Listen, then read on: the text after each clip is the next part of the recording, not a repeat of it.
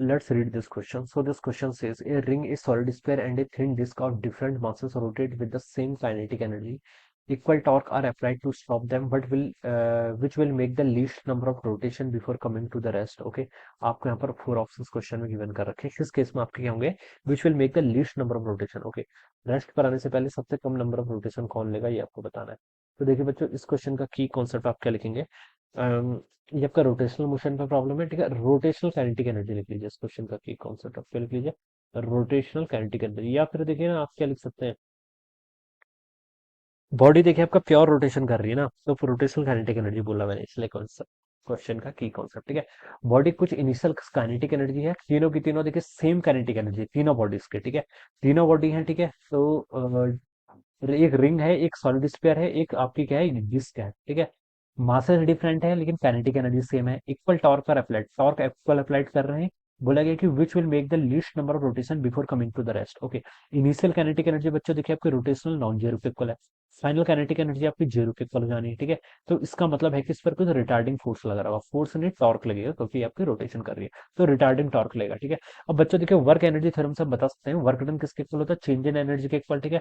तो देखिए यहाँ पर आपका चेंज, ये आपका टोटल हो जाएगा, ठीक है। चेंज किसके इक्वल होता है? फाइनल माइनस इनिशियल के इक्वल, ठीक है। और रिटार्डिंग टॉर्क है, तो अगर मैं सिर्फ इसके मैग्नीट्यूड की बात करूं, तो ये आपका जो वर्क डन होगा वो इसके इक्वल आ जाएगा, ठीक है। ये आ जाएगा यहाँ से, ठीक है। अब बच्चों देखिए, वर्क डन ये किसके इक्वल है? चेंज इन काइनेटिक एनर्जी के मैग्नीट्यूड के इक्वल है, ठीक है। फाइनली आपकी रेस्ट पर आ रही है, ठीक है। तो जो आपका वर्क डन होगा बच्चों, वो किसके इक्वल आएगा?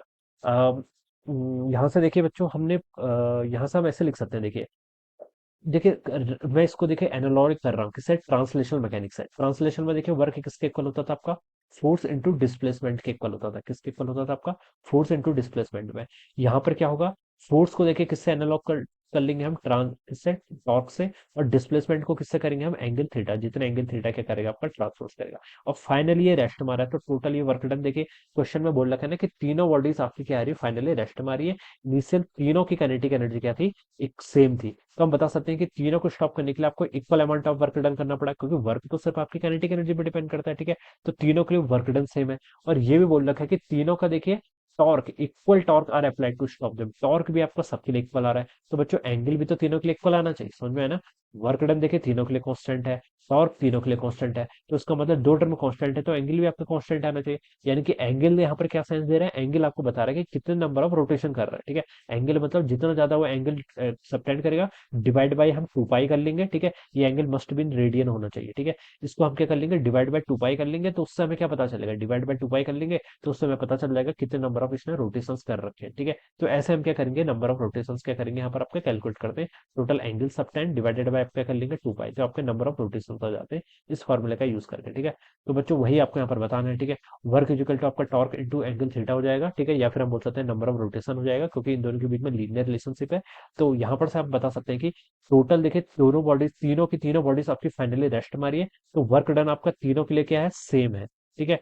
टॉर्क तीनों पर सेम लग रहा है, क्वेश्चन ने बोल रखा है। तो तीनों का जो एंगल सबटेंड होगा, जितने वो नंबर ऑफ रोटेशंस करेंगे, एंगल सबटेंड होगा वो भी इक्वल होगा। और एंगल नंबर ऑफ रोटेशंस जो होंगे before coming to the rest, वो भी क्या होगा? आपका सेम होना चाहिए। तो एन भी आपका सेम ही आना चाहिए, ठीक है। इस रिलेशनशिप से हम यहाँ पर ऐसे बता सकते हैं। तो यहाँ पर लिखा है देखिए डी ऑप्शन पे, all will make same number of rotation, तो डी ऑप्शन क्या हो जाएगा? इसका राइट आंसर हो जाएगा। Option D will be the right answer of this question. So I hope you all understood this concept. All the best and thank you so much.